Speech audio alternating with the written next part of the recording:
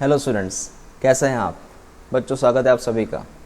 बच्चों, जैसे हमारा जो लास्ट टॉपिक था वो था पोलन पिस्टल इंटरेक्शन।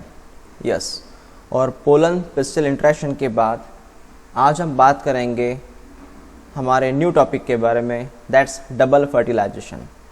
तो बच्चों, शुरू करते हैं हमारा टॉपिक डबल फर्टिलाइजेशन। एक्चुअल में सबसे पहले हमने बात की थी आउटब्रीडिंग डिवाइस के बारे में, उसके बाद में हमने बात की थी पोलन पिस्टल इंटरेक्शन के बारे में। अब पोलन ग्रेन्स को सिलेक्ट किया गया, पोलन ट्यूब भी बन गया। अब वहाँ पे होगा फर्टिलाइजेशन। अब वो किस तरह होगा, क्या होगा, वो हम बात करेंगे, और इसे डबल फर्टिलाइजेशन क्यों कहते हैं वो भी हम पढ़ेंगे। सबसे पहले इनका ये कहना है कि double fertilization is the complex fertilization mechanism in the flowering. मतलब फूलों के अंदर होने वाला ये कॉम्प्लेक्स फर्टिलाइजेशन है, एक मैकेनिज्म है ना। स्पेशली फ्लावरिंग प्लांट के अंदर, और स्पेशली फ्लावरिंग प्लांट के अंदर मतलब कौन से plant? Angiospermic plant. Flowering plant मतलब कौन से plant? Angiospermic plant. It was discovered by Nawaschin in liliaceous plants like lilium and fritillaria. Okay, तो आप यहाँ पे इन साइंटिस्ट का नाम याद रखिएगा और इन प्लांट्स के नाम याद रखिएगा। तो पहली बार डबल फर्टिलाइजेशन को ऑब्जर्व किया गया लिलियम एंड फ्रिटिलैरिया में, और ये दोनों एंजियोस्पर्मिक प्लांट होते हैं, मतलब ये एंजियोस्पर्मिक प्लांट्स हैं। Got it? Okay. So next हम बात करते हैं कि क्या क्या कहा उन्होंने। After the pollen grains has reach the surface on stigma, जैसे स्टिग्मा के ऊपर पोलन ग्रेन्स पहुंचते हैं, इट जर्मिनेट, वो वहाँ पे जर्मिनेट होते हैं। और सब हमने ये पोलन पिस्टल इंटरेक्शन में पढ़ा है, और वहाँ पे वो पोलन ट्यूब फॉर्म करता है ना। तो पोलन ग्रेन जो है वो स्टिग्मा तक पहुँच चुका है, वहाँ पे उसने जर्मिनेशन परफॉर्म किया है, उसने पोलन ट्यूब क्रिएट किया है। और वो जो पोलन ट्यूब है वो पेनिट्रेट करता है स्टिग्मा को, देन वो स्टाइल से पास होता है, ओवरी चेम्बर में आता है, और वो ओव्यूल्स तक पहुंचता है। तो ओव्यूल्स तक कौन पहुंचा? पोलन ट्यूब पहुंच गया है। ठीक है। The growth of pollen tube is guided by chemicals secreted by synergids. बच्चों, आपको याद है मैंने एक चीज़ आपसे कही थी कि ये जो एम्ब्रियो सैक है, ये जो एम्ब्रियो सैक है उसमें आपको पता है बीच में एग्स था, है ना, और इधर दो सिनरेजिड्स थे। बीच में एग्स था और आइदर साइड में थे सिनरेजिड्स। ये सिनरेजिड जो रहते हैं ना, ये केमिकल बनाते हैं, और इसी केमिकल्स की वजह से जो है ये पोलन ट्यूब अट्रैक्ट होता है, और उसको पता चलता है कि हमें जाना है टूवर्ड्स द सिनरेजिड्स, क्योंकि सिनरेजिड से ही केमिकल निकला, तो अल्टीमेटली वो कहाँ जाएगा? टूवर्ड्स द सिनरेजिड्स, मतलब वो एग्स के पास पहुंच रहा है। समझ में आया? तो यहाँ पे हुआ था केमोट्रोपिज्म। कौन सा ट्रोपिज्म? केमोट्रोपिज्म्स। ओके। तो सिनरेजिड्स का फंक्शन आपको यहाँ पे याद रखना पड़ेगा। अब बच्चों, इसमें अलग अलग टाइप आते हैं। अब वो कौन से देखिए, हमने स्ट्रक्चर पढ़ा है ओव्यूल्स का, तो भी एक बार मैं इसको थोड़ा रिवाइज करवाऊँ। बीच में आपको पता है, बीच में था न्यूसेलस, है ना, इसके आजू बाजू में थे इंटीगुमेंट्स,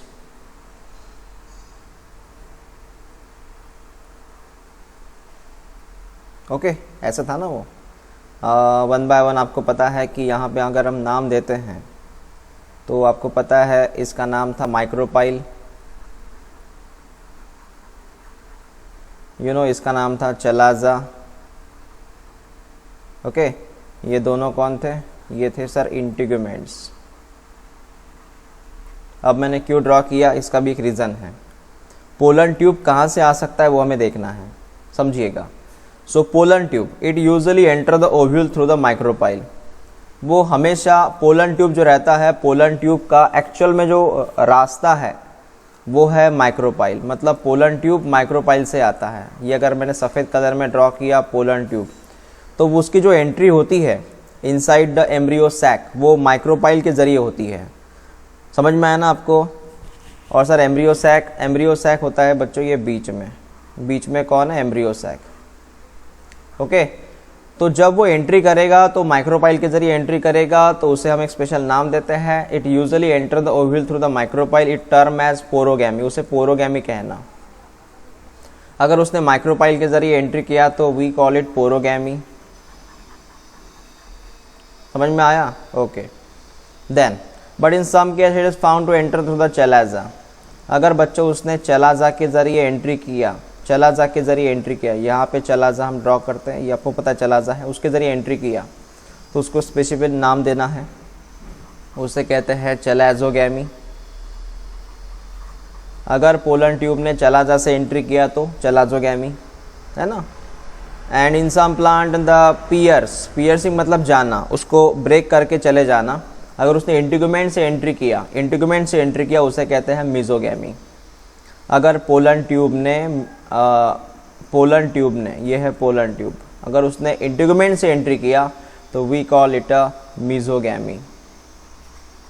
मीज़ो का मतलब होता है बीच में, मीज़ो मतलब आपको पता है, मीज़ोडर्म, ये मीज़ो का मतलब है बीच में।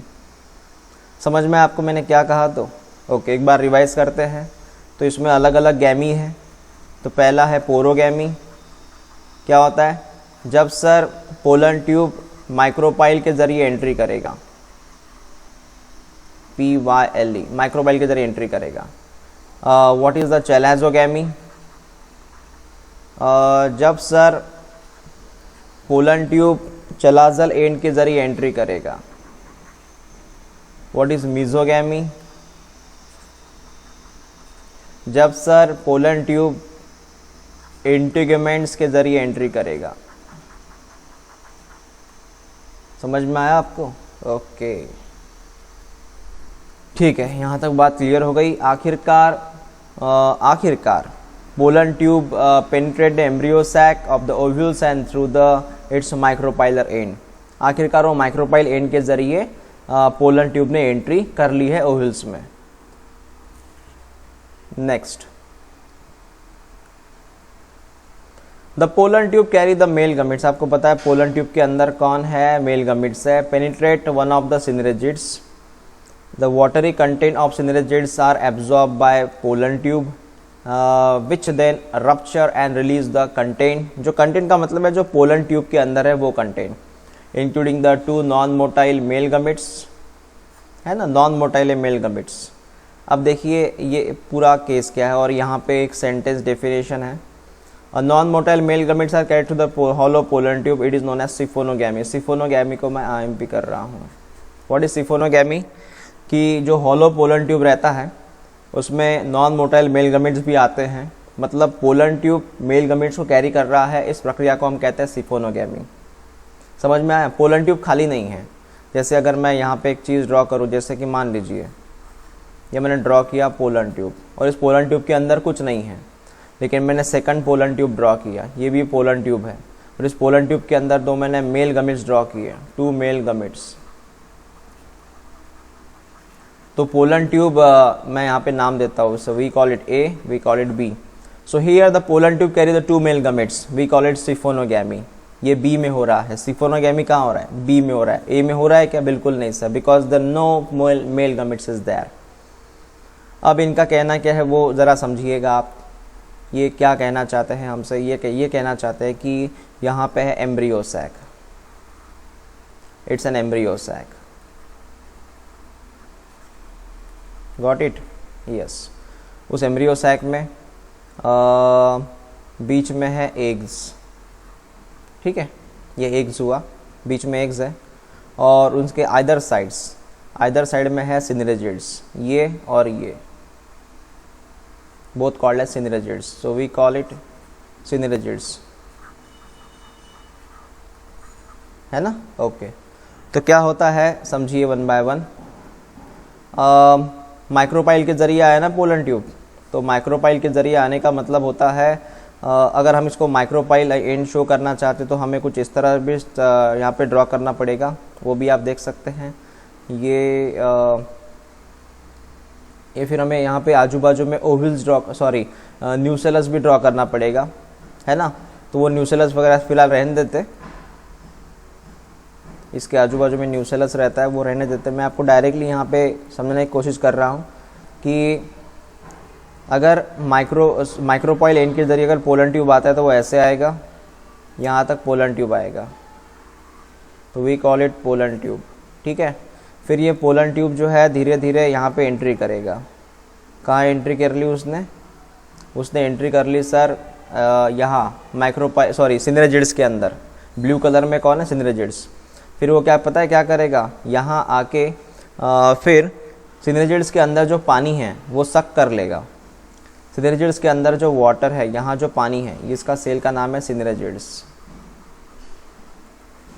यहाँ पे जो पानी है वो पोलन ट्यूब के अंदर जाएगा।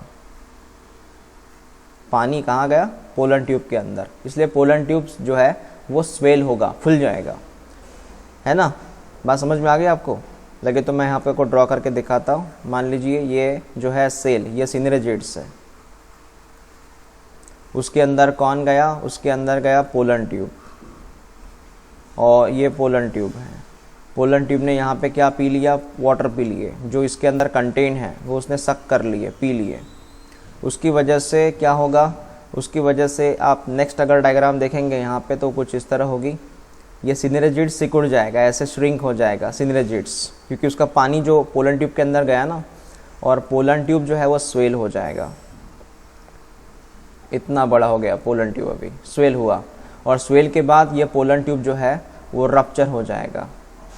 रप्चर मतलब ऐसे ब्लास्ट हो जाएगा, क्योंकि एक बार यहाँ पे स्वेल हुआ ना, ये स्वेल हुआ तो बाद में ब्लास्ट हो जाएगा, है ना। तो इसी तस्वीर को मैं थोड़ा और आपको अलग तरीके से समझाऊं, पोलन ट्यूब का किस तरह वहाँ पे ब्लास्टिंग होता है। तो पोलन ट्यूब पहले स्टेप में ऐसे था, दूसरे स्टेप में पोलन ट्यूब फूल जाता है पानी भरने की वजह से, और तीसरे स्टेप में पोलन ट्यूब रप्चर हो जाता है। हो गया रप्चर, ये देख सकते हैं आप, ये रप्चर हुआ किस जगह पे? ये तीसरा। क्यों? क्योंकि उसके अंदर पानी भरने से स्वेल हुआ और ये रप्चर हुआ। समझ में आया? तो उसकी वजह से पता है क्या होता है? उसकी वजह से उसके अंदर जो चीज़ें थी, उसके अंदर आपको पता है क्या होगा? उसके अंदर 2 मेल गमिट्स थे। क्या थे? 2 मेल गमिट्स, वो रिलीज़ हो जाते हैं। यस। तो बच्चों यहाँ पे अल्टीमेटली होता क्या है, मैं वंस अगेन वो डायग्राम ड्रॉ करता हूँ। ये एम्ब्रियो सैक है ना, बीच में कौन सा सेल था? एग्स था, बीच में एक सेल था। यहाँ पे है सिनरेजिड्स, और एक तो रप्चर हो चुका है सिनरेजिड्स, एक रप्चर हो चुका है, मतलब ये ब्रेक हो चुका है। ठीक है, सिनरेजिड्स। उसके बाद में ये पोलन ट्यूब, वो भी यहाँ पे आके रप्चर हो चुका है। ये देख सकते हैं आप, रप्चर हो चुका है पोलन ट्यूब। अब उसमें अंदर 2 मेल गमिट्स है, 2 मेल गमिट्स है, वो रिलीज हो जाते हैं। एक आता है यहाँ पे और दूसरा आता है यहाँ पे। सो एम्ब्रियो सैक के अंदर you can find the 2 male gametes. In embryo sac you can find the 2 male gametes. समझ में आपको? 2 मेल गमिट्स आ गए यहाँ पे। यस। चलो यहाँ तक कहानी हमें समझ में आ गई सर। आगे क्या है? आगे अभी फ्यूजन का केस है। फ्यूजन, अब देखिए 1 बाय 1 यहाँ पे फ्यूजन में क्या क्या होगा। सबसे पहले हम बात करते हैं फ्यूजन में सिनगैमी के बारे में, एंड ट्रिपल फ्यूजन। ये 2 फ्यूजन्स हैं, सिनगैमी एंड ट्रिपल फ्यूजन। अब सिनगैमी क्या रहता है, ट्रिपल फ्यूजन क्या रहता है, हम उनकी बात करते हैं। समझिएगा बच्चों। Syngamy triple fusion are 2 events of sexual reproduction in angiospermic flowering plant. Okay, पहले हम बात करते हैं सिनगैमी के बारे में। Syngamy is the fusion of haploid male gametes with the haploid of female gametes to produce the diploid zygote, है ना? यस, पता था हमें एक्चुअली। ये देखिए वंस अगेन क्या कहा उन्होंने, मुझे वंस अगेन वहाँ पे ड्रॉ करना पड़ेगा। ये एम्ब्रियो सैक,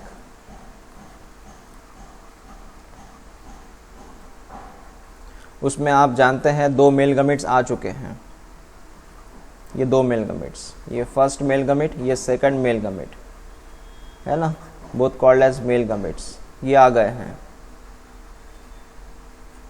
अब उसमें हमें ड्रॉ करना पड़ेगा एग्स, तो ये सेंट्रल में है एग्स। ओके, अब हम बात करते हैं सिनगैमी के बारे में। We have to discuss about the syngamy. तो मैं यहाँ पे आपको कोशिश करूँगा समझाने की सिनगैमी। सिनगैमी में directly 2 male gamete and female gamete fuse होते हैं। क्या क्या होगा उसमें? उसमें एक आएगा एग्स, ये हैप्लॉइड है, याद रखना ये हैप्लॉइड है ना। This eggs cross with the 1 male gamete, the first male gamete, ये भी हैप्लॉइड है। You know what is haploid? Chromosome number half हो जाना, है ना, 46 का 23 हो जाना एग्जाम्पल के तौर पे। तो ये हैप्लॉइड क्रॉस हुए, तो एग्स प्लस मेल गमेट ये क्रॉस हुए, तब जाके वहाँ पे अल्टीमेटली कौन बनेगा? ज़ायगोट। और वो कैसे होगा? डिप्लॉइड। इसी को हम कहते हैं syngamy. That is the fusion of haploid eggs plus haploid male gamete, formation of diploid zygote, that's called as syngamy. मतलब यहाँ पे अगर आप फर्स्ट नंबर का मेल गमेट देख रहे हैं, एक्स देख रहे हैं, ये दोनों फ्यूज़ हो गए। ये दोनों फ्यूजन के बाद यहाँ पे अल्टीमेटली कौन बनेगा? यहाँ पे सर ज़ायगोट बनेगा, Z for zygote, that's called as syngamy. Clear हुआ? समझ में आया? ओके, नेक्स्ट चीज़, whereas in triple fusion the second haploid male gamete fuse with the diploid secondary nucleus producing the primary endosperm nucleus, है ना, that develop into a triploid endosperm। अब ये कहानी क्या है वो समझिएगा बच्चों। क्या होता है इसमें? अभी आएगा नंबर सेकंड मेल गमेट का, पहला मेल गमेट तो फ्यूज़ हुआ, अब ये है सेकंड मेल गमेट। बच्चों ये सेकंड मेल गमेट जो है अब फ्यूज़ होगा, अब किन के साथ फ्यूज़ होगा? ओके, वो भी मैं आपको समझाता हूँ। आपको पता है ना, एम्ब्रियो सैक में सेंट्रल सेल था, है ना, सेंट्रल सेल था, उसे हमने कहा था सेकेंडरी न्यूक्लियस। याद आया? Secondary nucleus, central cell. अगर थोड़ा दिक्कत जा रहा तो मैं 1 सेकेंड ड्रॉ करके दिखाता हूँ। ये एम्ब्रियो सैक है, ये ईएस मतलब एम्ब्रियो सैक है। ओके, एम्ब्रियो सैक में आपको पता होगा बीच में 2 न्यूक्लियस थे, है ना, बीच में 2 न्यूक्लियस थे।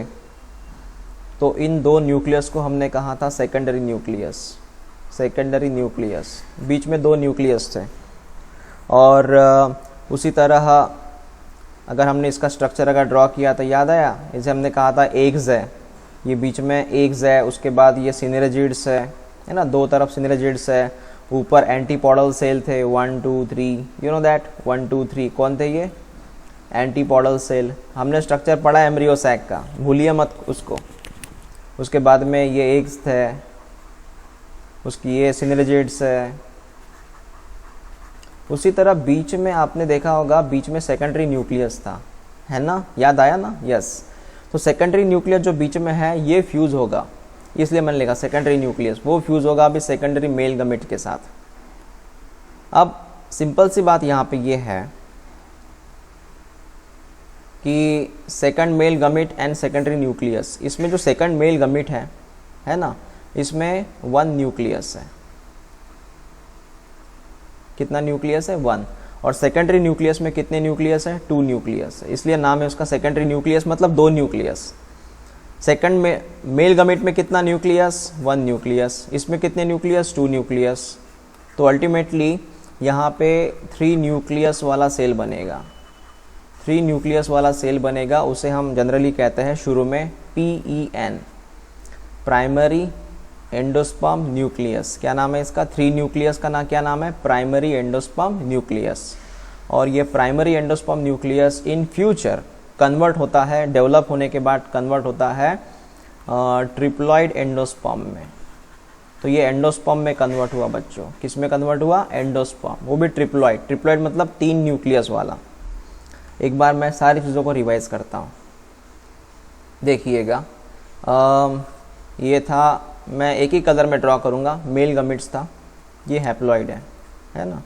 उसके बाद में एक सेल है, इसको हमने कहा था सेकेंडरी न्यूक्लियस, जिसमें 2 न्यूक्लियस है, ठीक है। इनका फ्यूजन हुआ तब जाके एक सिंगल सेल बना जिसके अंदर 3 न्यूक्लियस है, और उसे हमने कहा था प्राइमरी एंडोस्पर्म न्यूक्लियस।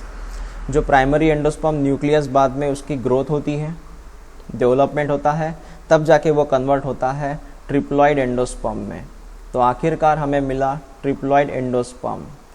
एंडोस्पर्म याद रखिएगा। और जो एंडोस्पर्म होता है ना, मोस्टली ये होता है न्यूट्रिटिव टिश्यू, न्यूट्रिटिव टिश्यू। और ये न्यूट्रिटिव टिश्यू न्यूट्रिशन प्रोवाइड करता है उस जाइगोट को जो डेवलप हुआ था। समझ में आया आपको? ओके। तो यहाँ पे इस तरह की घटनाएं होती हैं। समझ में आया? ओके। एंड नेक्स्ट क्या कहते हैं, जाइगोट जो बना था वो जाइगोट होता है धीरे धीरे एम्ब्रियो में कन्वर्ट। ओके, तो समझिएगा बच्चों घटनाएं कैसे होती है। यहाँ पे पहले जाइगोट बना था, उसके बाद में यहाँ पे PEN बना था, प्राइमरी एंडोस्पर्म न्यूक्लियस। जाइगोट जो होता है वो फ्यूचर, मैं फ्यूचर की बात कर रहा हूँ, जाइगोट फ्यूचर में कन्वर्ट होगा एम्ब्रियो में। और प्राइमरी एंडोस्पर्म न्यूक्लियस वो भी फ्यूचर में कन्वर्ट होगा एंडोस्पर्म में। कौन सा एंडोस्पर्म? ट्रिप्लॉइड एंडोस्पर्म, ट्रिप्लॉइड, क्योंकि आप जानते हैं ट्रिप्लॉइड है वो, 3 न्यूक्लियस है वहाँ पे, तो ट्रिप्लॉइड हुआ। समझ में आया ना? यस। तो ये फ्यूचर है इनका। Then syngamy is a type of generative fertilization. Syngamy जो है, सिनगैमी पता है ना, सिनगैमी क्या हुआ? सिनगैमी मतलब zygote formation, generative fertilization, whereas triple fusion is a vegetative fertilization. Very very important है ये, इन दोनों को समझिएगा। सिनगैमी आपको पता है जाइगोट फॉर्मेशन था, एक जनरेटिव फर्टिलाइजेशन है। और जो ट्रिपल फ्यूजन था जिसमें कौन बना था? एंडोस्पर्म बना था। ट्रिपल फ्यूजन में कौन बना था? ट्रिपल एंडोस्पर्म बना था, एक वेजिटेटिव फर्टिलाइजेशन है। क्लियर? ओके।